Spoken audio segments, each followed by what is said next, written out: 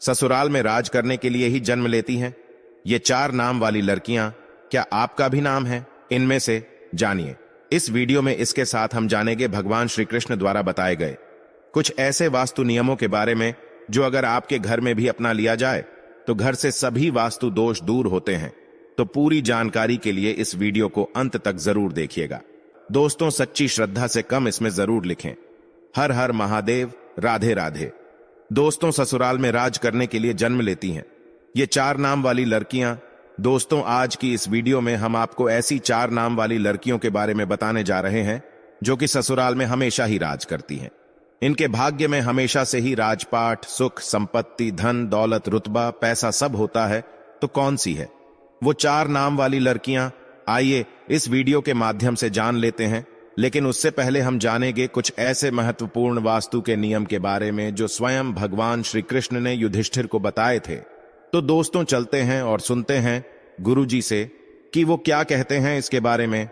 जिन घरों में भी महिलाएं इन नियमों का पालन करती है तो ऐसे घर में सदा ही मां लक्ष्मी का वास होता है और ऐसे घर में सुख शांति, परिवार के सदस्यों के बीच प्रेम सदा ही बना रहता है।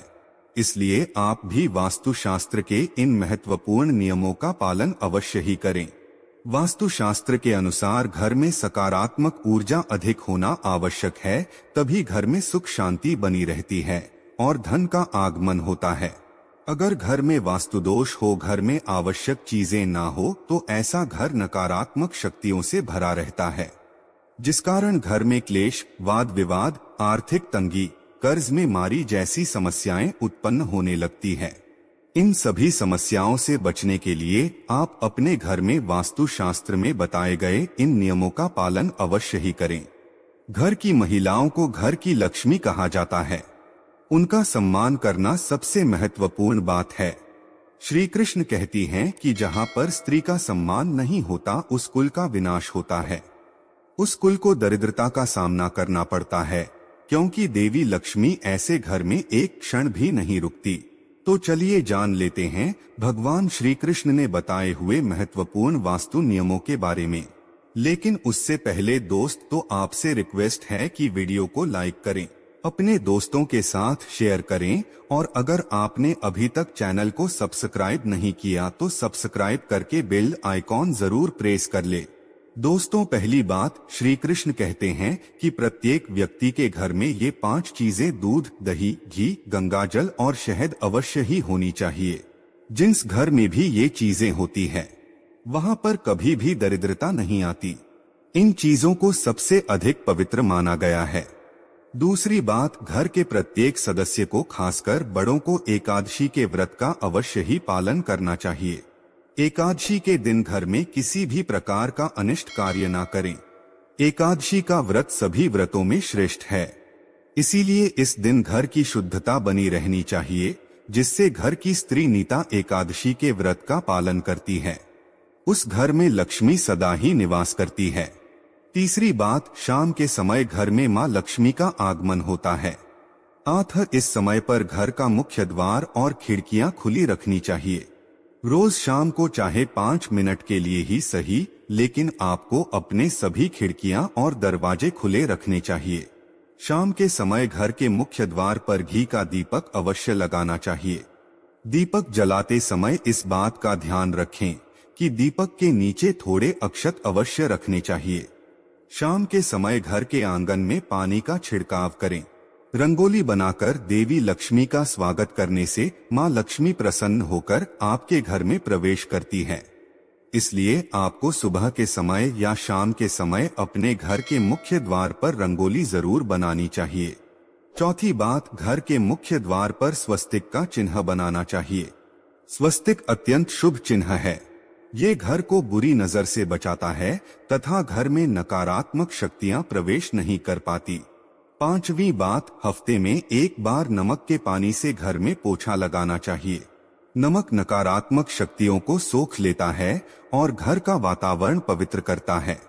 स्नान करते समय भी पानी में थोड़ा सा नमक मिलाकर स्नान करना चाहिए, इससे तन की शुद्धि होती है। छठी बात, रोजाना चींटियों को शक्कर मिला हुआ आटा डालना चाहिए। इससे व्यक्ति के कुंडली के दोष दूर होते हैं। सातवीं बात, कुलदेवी अथवा कुलदेवता के वार के दिन घर में उनके नाम का दीपक लगाना चाहिए। जैसे अगर आपके कुलदेवता महादेव है तो सोमवार का दिन महादेव का दिन होता है। ऐसे में सोमवार को विशेष महादेव के नाम का एक दीपक अपने घर के मुख्य द्वार पर रखें। आप तेल का दीपक भी लगा सकते हैं।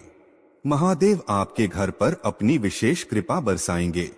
तो इसी तरह से ये उपाय आप अपने कुलदेवता या कुलदेवी के लिए कीजिए। इससे कुल देवता प्रसन्न होते हैं और घर के सदस्यों पर अपनी कृपा दृष्टि बनाए रखते हैं। आठवीं बात, किसी भी विशेष त्योहार या शुभ मुहूर्त पर एक मुट्ठी काले तिल लेकर अपनी मुट्ठी पत्ती 3 बार फूंक मारी है। अब इन काले तिल को आप अपने घर की छत पर डाल दीजिए। इससे नकारात्मकता नष्ट होती है। घर पर अगर किसी की कुदृष्टि हो तो वो भी दूर हो जाती है। आपके शत्रु कुछ भी आपका बिगाड़ नहीं पाएंगे। तिल की उत्पत्ति भगवान विष्णु के मैल से हुई थी, इसीलिए इसमें बहुत शक्ति होती है। 9वीं बात, श्री कृष्ण कहती हैं, द्वार पर आई गौमाता और द्वार पर आए कुत्ते को रोटी अवश्य खिलाएं। पशु पक्षियों के लिए घर की छत पर अथवा बालकनी में पानी और खाद्य पदार्थ की व्यवस्था जरूर करें। 10वीं बात, पशु पक्षियों के साथ ही वृक्षों की देखभाल करने का दायित्व भी मनुष्य का ही है। इसीलिए घर के रसोई घर में नित्य एक लोटे में पानी भरकर रखें और सुबह इस पानी को पेड़ पौधों में डाल दें। इससे सभी प्रकार के वास्तु दोष नष्ट होते हैं। 11वीं बात, घर के बाहर ईशान को उनमें जल से भरा पात्र अवश्य रखना चाहिए ताकि कोई भी अतिथि प्यासा न लौटे और आपको आशीर्वाद प्रदान करें। प्यासों को पानी पिलाने से बड़ा पुण्य और कोई भी नहीं होता। तो दोस्तों, ये तो थी वो महत्वपूर्ण बातें जब भगवान श्री कृष्ण ने सुख समृद्धि के लिए बताई। आइए आप जानते हैं कौन से वो 4 नाम है जो अगर किसी भी महिला के हो तो ऐसी महिला करती है ससुराल पर राज। दोस्तों, शादी के बाद जब भी कोई लड़की अपने ससुराल जाती है तो उसे कई प्रकार के नियम कायदों का पालन करना पड़ता है। उसे अपने ससुराल के लोगों के अनुसार स्वयं को ढालना पड़ता है। हर घर का रहन सहन और उसमें रहने वालों की सोच बिल्कुल अलग होती है। ऐसे में इतने सारे लोगों के बीच जब एक लड़की बहू बनकर आती है तो उसे ही स्वयं के घर के माहौल के अनुसार ढालना पड़ता है। हालांकि सभी लड़कियां ऐसा नहीं करती, बल्कि कुछ लड़कियां तो इतनी माहिर होती है कि ससुराल जाकर बाकी सबका रहन सहन ही बदल देती है और खुद अपनी बोली चलाकर घर पर राज करती है। दोस्तों, ससुराल जाकर सब कुछ अपने हाथों में कर लेना भी एक कला है जो सब में नहीं होती। ऐसे में आज हम आपको इस वीडियो के माध्यम से उन 4 नाम वाली लड़कियों के बारे में बताने जा रहे हैं जो कि अपने ससुराल पर राज करने के लिए ही जानी जाती हैं। दोस्तों, इन लड़कियों में कुछ ऐसी खास बातें होती है जिसके कारण ससुराल में सिर्फ इनकी ही चलती है और ये अपने हुनर के चलते घर को बहुत अच्छे से संभालती भी है। दोस्तों, नंबर 1, ए नाम वाली लड़कियां। जी हाँ दोस्तों, ये नाम वाली लड़कियां बहुत ही चालाक होती हैं। इन्हें दूसरे लोगों का दिल जीतना या उनसे अपनी बात मनवाना बहुत अच्छे तरीके से आता है। ये जब अपने ससुराल जाती है तो अपनी मीठी मीठी बातों से सबको अपनी ओर कर लेती है। इसके बाद हर कोई इन्हीं की प्रशंसा करता है और इनके खिलाफ भी नहीं जाता। दोस्तों, इनकी ये कला इन्हें ससुराल में सबका फेवरेट बना देती है और ये वहां आराम से राज करती है। नंबर 2, एच वाली लड़कियां। एच नाम वाली लड़कियां भी बहुत ही हुनरमंद होती है। ये अपने हुनर से ससुराल वालों को खुश कर देती है। इनकी खूबियों को ससुराल के लोग भी नजरअंदाज नहीं कर पाते। इस प्रकार सबके मन में इनके लिए एक इज्जत बनी रहती है। इनके घर में आने से ससुराल वालों का सीना गर्व से चौड़ा हो जाता है। इसी कारण एच वाली लड़कियां भी अपने ससुराल पर सम्मान के साथ राज करती है। नंबर 3, एम वाली लड़कियां की लड़कियां भी दूसरे लोगों के दिमाग को बदलना अच्छे से जानती है कि अपनी बातों से किसी भी मनुष्य की सोच बदल सकती है। ये जब ससुराल जाती है तो स्वयं को वहां के लोगों के अनुसार नहीं ढालती, बल्कि वहां के लोगों को अपने जैसा बना देती है। इन्हें जीवन में बदलाव पसंद होता है। ऐसे में अपने ससुराल में भी ये कई बदलाव करती है। इस प्रकार वहाँ इनका दबदबा बना रहता है, इन्हीं की हुकूमत चलती है। दोस्तों, नंबर 4, एस वाली लड़कियां। इस नाम की लड़कियां थोड़ी अलग टाइप की होती है। इन्हें गुस्सा भी बहुत जल्दी आ जाता है या अपने ससुराल में बड़े ही ठाट बाट के साथ रहती है।